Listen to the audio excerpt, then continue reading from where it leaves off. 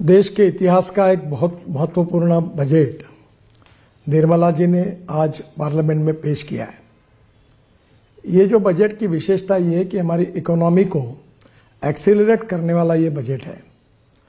जहाँ तक इंफ्रास्ट्रक्चर को हर समय वित्त मंत्री प्राथमिकता देते हैं, इस समय भी हमारा बजट बढ़ा है, जिसके कारण इंफ्रा रोड सेक्टर में इसका बहुत बड़ा फायदा होगा। मुझे इस बात की खुशी है कि कृषि विभाग की ओर उन्होंने विशेष रूप से ध्यान दिया है। तिलहन हो, विशेष रूप से तेल बिया हो, इसके उत्पादन कैसे बढ़े और किसान आत्मनिर्भर कैसे बने, इसका भी विचार किया गया है। विशेष रूप से इनकम टैक्स के बारे में एक रिफॉर्म करके नया कानून लाकर इसको और सरलीकरण उसका करना, ये जनता के लिए बहुत बड़ी राहत होगी। और 12 लाख रुपए के उत्पादन के लिए इनकम टैक्स में जो राहत दी गई है, वो भी बहुत महत्वपूर्ण है।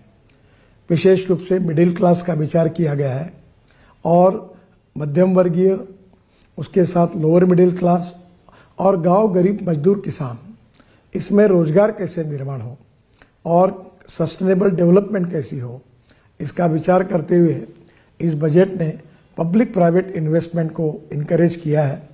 मुझे लगता है ये बहुत बड़ा सेक्टर है, जिसके कारण नए रोजगार निर्माण होंगे, ग्रोथ बढ़ेगी और निश्चित रूप से देश के विकास में उसका योगदान होगा।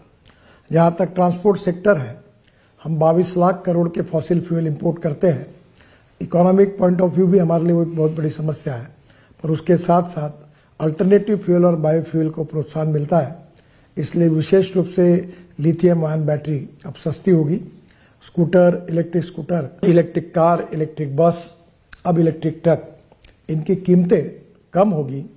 जो $150 पर किलोवाट पर आवर थी, वो $105 पर किलोवाट पर आवर आई है, वो $100 के नीचे जाएगी। और इलेक्ट्रिक के वाहन और लोकप्रिय बनेंगे, प्रदूषण से मुक्ति मिलेगी और देश में नए रोजगार निर्माण होंगे।